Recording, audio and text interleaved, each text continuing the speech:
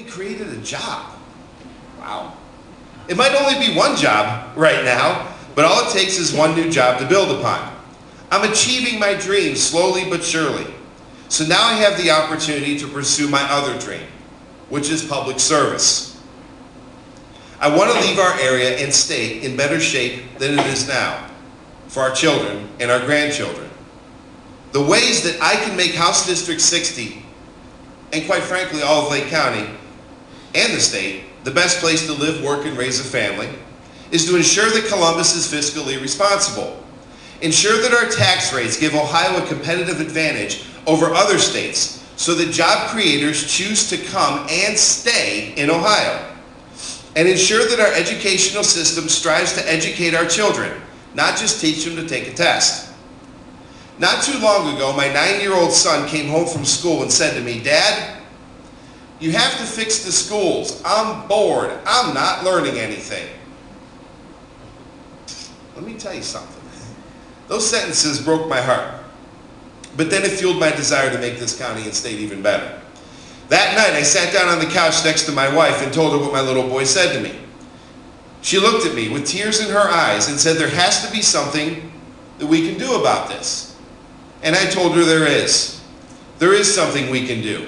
And right then, at that moment, my dream of public service became a reality, and I resolved to win this House district. Our area and state need an educational system that works, not just for the administrators, but works for the children, the parents, and the business owners who want to hire local, qualified, talented workers. Our educational system should ignite a lifelong yearning for learning. It should prepare our children for college, vocational schools, or the workforce. Did you know that there are over 130 2- and 4-year colleges in this great state, and only 24% of Ohioans aged 25 or older have an undergraduate degree or higher? I ask you, where are all these college graduates going? Why aren't more of our children going to college? How can we attract jobs if our children do not have the education to perform these jobs? How can we inspire that entrepreneurial spirit if our children do not have the tools and knowledge to become entrepreneurs? In the past 3 weeks, there have been over 100 positions posted in the News Herald and Plain Dealer for manufacturing and skilled worker positions. My question to you is, why aren't these jobs filled? Why are there people in this House district who want to get up, go to work, make a living, and take care of their families, but perhaps do not have the skills necessary to make that happen? We can't offer programs. Why can't we offer programs that give people the tools and skills needed to fill these jobs and take care of their families? Sorry, still got the cold. Well, together we can reform our educational system to give those individuals coming out of high school or mid-career transitions the training that they need to create a prosperous future for their family and for their community. And just because I'm talking about reform does not mean Columbus needs to spend more money. When I gave up my job at the county to devote my time to my small business and to public service, my wife and I had to reduce our household budget by over 50%. Now, we were able to figure out a way to make our household work efficiently, all while ensuring our children do not go without, and we created a rainy day fund. As you know, 2015 is a state budget year, and when you send me to Columbus, I will do the same with the state budget. I will find ways to eliminate wasteful spending. I will work hard to lower taxes without raising others. I will begin to reform our educational system, and I will find ways to eliminate tax and spend policies that harm our children, our business owners, and our middle class, so that we can make this district and state the best place to live, work, and raise a family. Now, right now, there's a national conversation taking place about the appropriate size and scope of government. I don't know about you, but I'm of the adage that the government which governs least governs best. Yet this national... Yet this national conversation between larger and smaller government, in my opinion, seems to be framed wrong.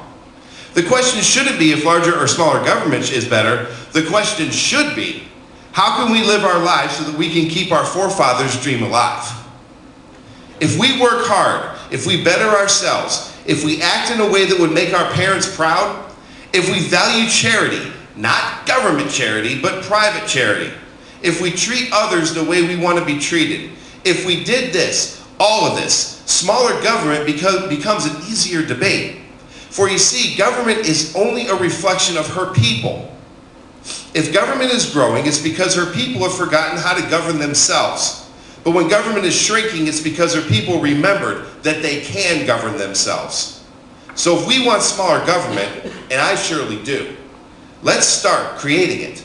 Let's start in our homes. Let's start in our neighborhoods, our places of work. Let's start right here and right now. Let's send that message that Lake County doesn't need a larger government because the people of Lake County are willing and able to govern themselves.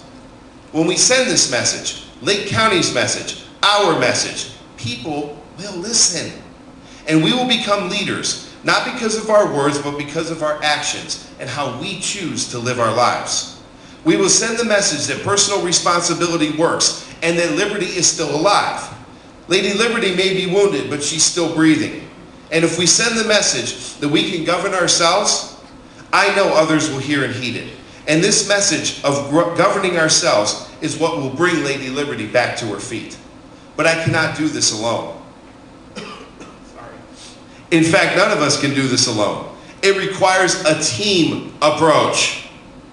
That is why I will have a minimum of a monthly town hall meeting and regular district office hours so that we can get together, voice our opinions, and share ideas so that we can begin to govern ourselves the way our forefathers envisioned, and so that we can make Lake County the best place to live, work, and raise a family. I'm sorry I sound like garbage tonight, but I thank you all for your time and for your support.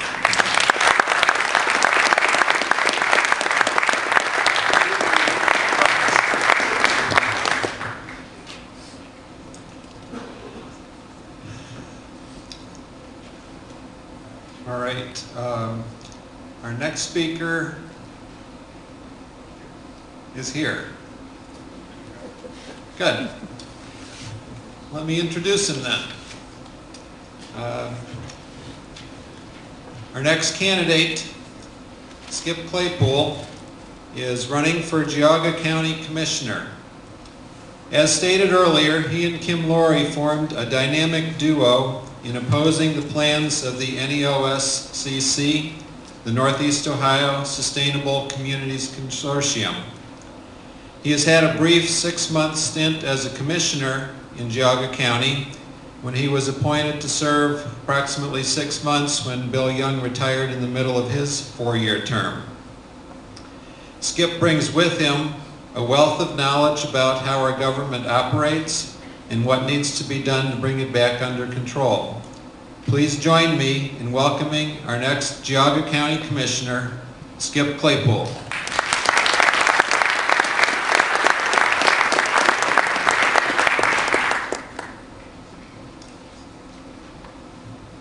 Okay, I'm told I only have 5 minutes. I don't have any idea how I'm going to get 2 hours worth of material into 5 minutes.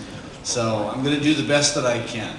I just went to the Lutheran Church, the location for the next meeting. I can tell you how to get there, it's very easy. I was sitting with mothers for twins for about 5 minutes before I realized I was in the wrong place. I thought, boy, this is a lot of women here tonight. And then they shared with me, do you have twins? No, not really. I'm not even a twin. Anyway, that's not what I'm here to talk about. So I'm all pumped up because I'm rushed and I just got here. And let me ask you this question. What do you expect of your elected officials? What do you expect? Go ahead, you raise your hand. To listen to you. What else do you expect? Deliver what you promise. Deliver what you promise. Say what you're going to say, mean what you say, and do what you say. Honesty. Honesty. Integrity. Integrity.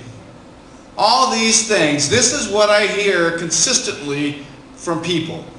I just talked to the head of our Board of Elections, Robbie Halliford, and she made an astounding comment to me. I don't want to get to where those lights are, I can't see you. She said to me, you know, I've never seen this many people leaving the parties. This year could, an independent candidate could actually get elected. Now this is the lady who runs our Board of Elections, who is a staunch